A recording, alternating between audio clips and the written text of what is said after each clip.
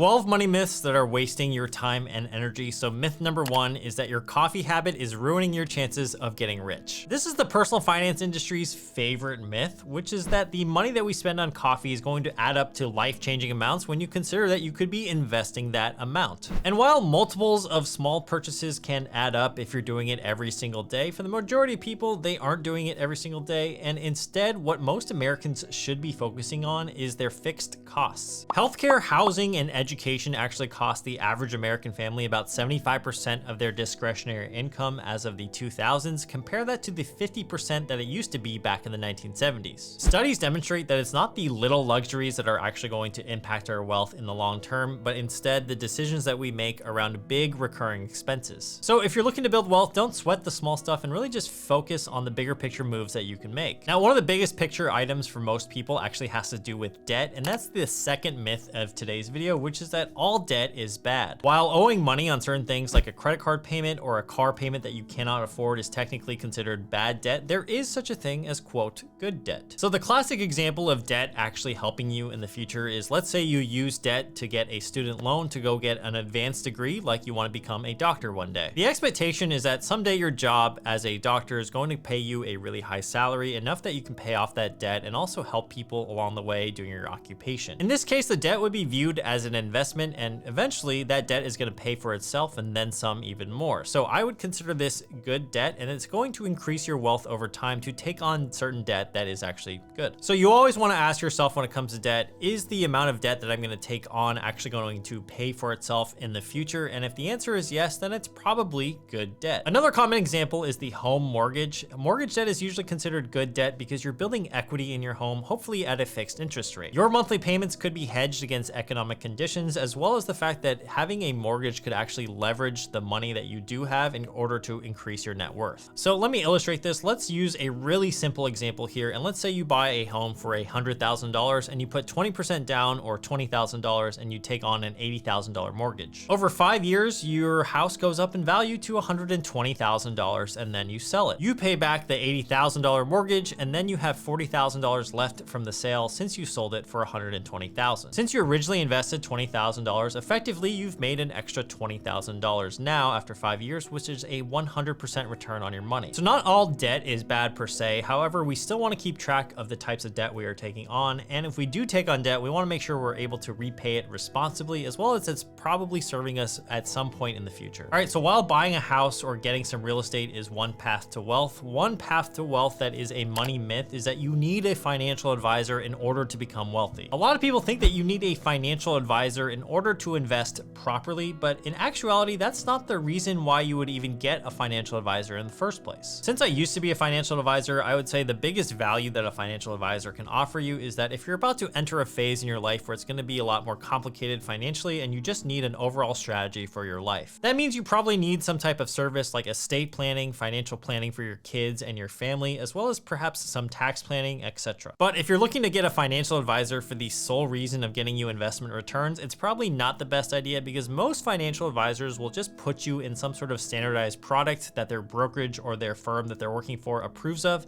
and those rarely beat the S&P 500 anyways. If you are going to go with a financial advisor, you want to make sure that they are at least classified as a fiduciary, which means they have a legal obligation to give you the best financial advice possible, even if that means they make less money. That's the one thing you want to pay attention to when it comes to financial advisors. You want to figure out how are they incentivized and compensated. So in many cases, financial advisors are compensated by putting you in certain mutual funds, and those mutual funds will pay them up front. If you ever do see any evidence of this, you might want to steer clear of that particular advisor. All right, money myth number 4 is that in order to invest, you need to track the market daily. And I feel like a lot of beginners might get intimidated by the stock market because there's a lot to keep track of in terms of companies and financial metrics. But this couldn't be further from the truth. The best investors are the ones that can endure for a really long time, and hopefully they're the ones that just forget their brokerage password and never check it. The idea here is that if you're investing in an index fund, which is just a fund that owns 500 or even thousands of multiple different stocks,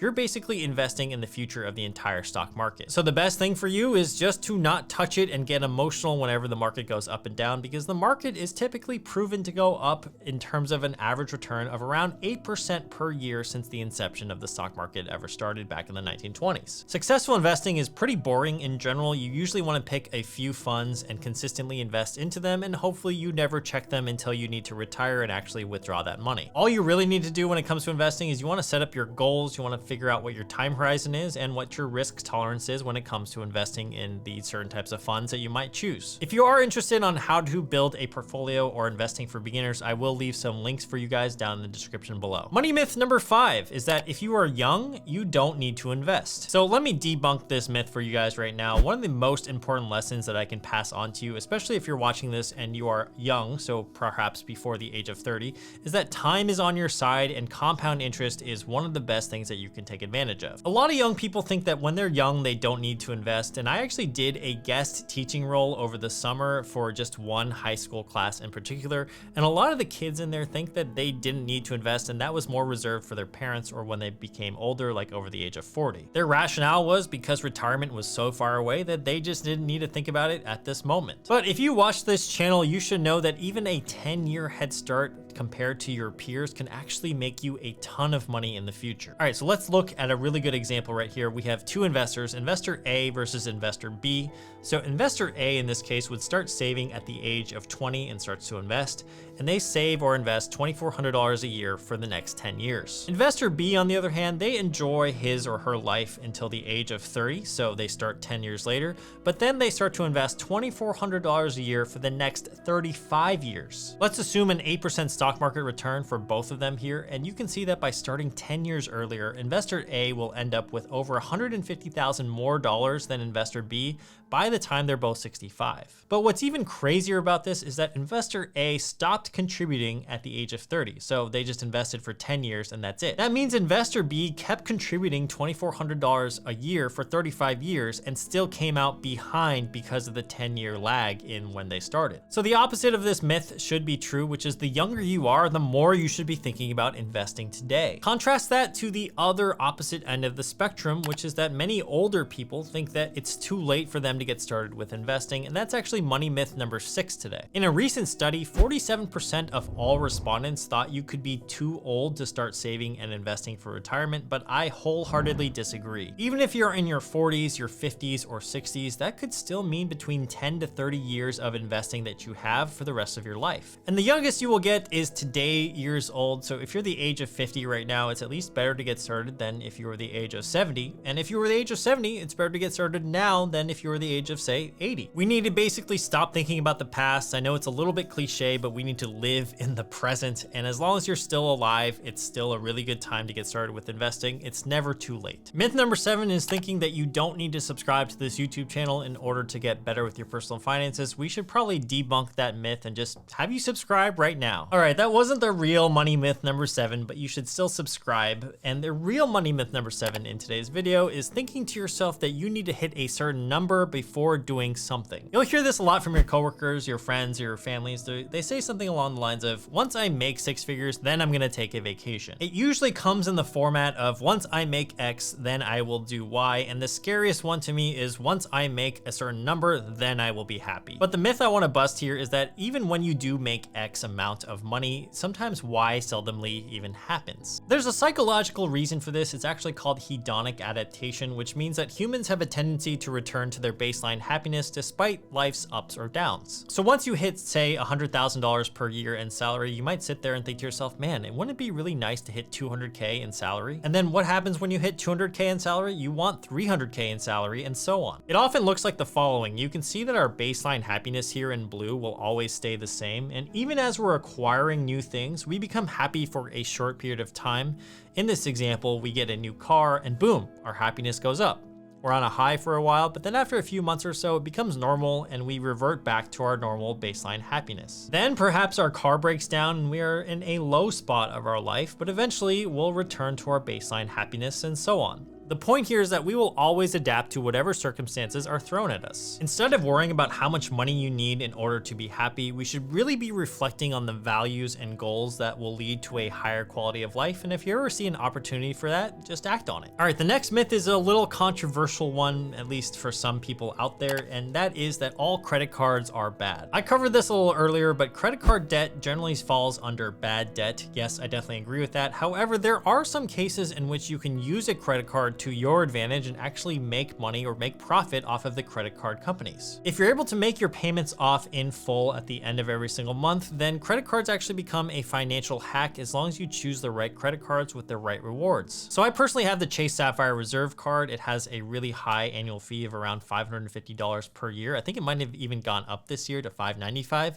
However, I often spend enough on the card that I actually make up for the fee as well as get bonus points on top of that. So I definitely want to bust this myth, but please note it comes with a huge asterisk, which is that you need to be responsible. If you're not sure you can do that, you definitely want to stay away from credit cards. However, this is one of the myths that's really infuriating to me because the benefits, at least for me in my personal life, have far outweighed the negative stigma that the credit cards might have. Money myth number 9 is definitely a hot take. It's basically, if something costs more, then it must be of higher quality, right? I think as humans, we tend to get anchored to any type of data when it comes to a purchase decision, and oftentimes we only have the price to work off of, so we automatically think to ourselves, higher price equals higher quality. But this is something that most people probably fall for, and it's definitely not true. Just because something is of higher price doesn't mean it's higher quality, and vice versa. I'm sure you can think of some examples. So an example that I can think of is you go to a Michelin star restaurant and you drop $300 on some frou-frou gastronomic type of meal that doesn't even satiate you. At the end of that meal, guess what? You go to In-N-Out Burger and you get yourself an $8 burger that just fills you up and is exactly what you wanted. In both of these cases, food is being exchanged for money, and just because one is of a higher price doesn't mean that it's of value to you. Therefore, just because you see something that's more expensive, we should always be questioning the value that we're getting from that purchase. Now, speaking of purchases, money myth number 10 is that you need to buy a home at all costs, especially in America. After all, buying a home is the American dream, and it wouldn't be complete without a white picket fence. But these days, buying a home might not even make any financial sense anymore, especially in the environment that we're in, especially on the West and the East Coasts. When it comes to buying versus renting a home, you definitely need to run the numbers yourself, but oftentimes what we're seeing right now is that buying a home is almost double the price of just renting a similar home in the same area. The general rule of thumb is if you're looking to stay in a place for longer than say 5 to 8 years, then it might make more sense to build that equity in the home and actually settle down and buy that home. However, so many people are unable to afford a down payment these days, and at the end of the day, you're still forking over money in exchange for a service, and that service is that you get to live in a shelter of some kind. I think we're coming to a pretty pivotal moment in this generation, and the next generation might have to think about whether or not home ownership is actually something they want to pursue. So yeah, I think this is a myth that American society wants you to fall for this trap, which is like you need to buy a home at all costs. I'm not sure what it's like for other countries, so please let me know down below. The next two myths are about status and looking a certain style of way. So myth number 11 is that the rich always dress to impress and they live a lavish lifestyle. Personally, I think being rich isn't about what you wear or what type of car you drive. I just think it comes down to how much money do you have in the bank at the end of the day. Oftentimes in culture and social media, it's shown that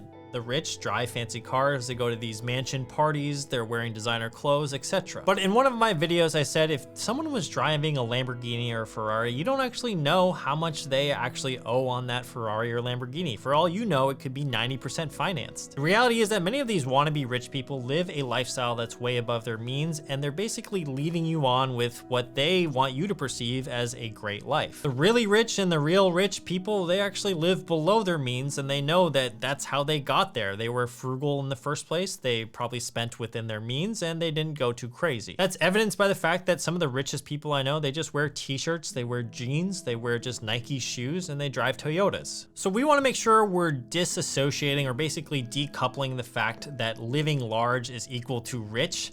That's hardly the case at all. And the next money myth is that some people are just born with being good at money. That's actually not the case. I've definitely seen some TikToks where people are just saying, man, it must be nice to be good at money, and it feels like it's some genetic trait that some people have. In my opinion, no one is born good with money. I think it's something that's built up over time and something you have to work at consistently. If you do struggle to be good with money, there are 3 or 4 steps that you can take to guarantee that you're better with money by the end of this video. Number 1 is to start small. Perhaps that just means checking your bank account once a week and just being more aware of what money is coming in versus what money is going out. Number 2 is you could try a templated budget. So there's something called the 50-30-20 rule, which states that you should allocate 50% of your budget towards needs, 30% towards wants, and then 20% towards savings. You can start with this type of budget and try to make it easier for yourself, see if your finances fit into this budget, and then make adjustments along the way. The third step you can take in this video is just to talk about your finances with some friends and family. So just having conversations about where your finances are at and where you want them to go. That could be a really big help to you. And number 4, you can continue learning about your finances by just learning about it online, reading publications like Wall Street Journal, maybe CNBC, maybe just watching a few more YouTube channels on finance. All right, that's the end of this video. If you really enjoyed this video, you might like this next video right here, which is the 10 purchases that have saved me time and money. If you're genuinely interested in some purchases that have saved time or money, you might want to check out that video. And thank you guys for being here. I'll see you guys in the next one. I hope you have a great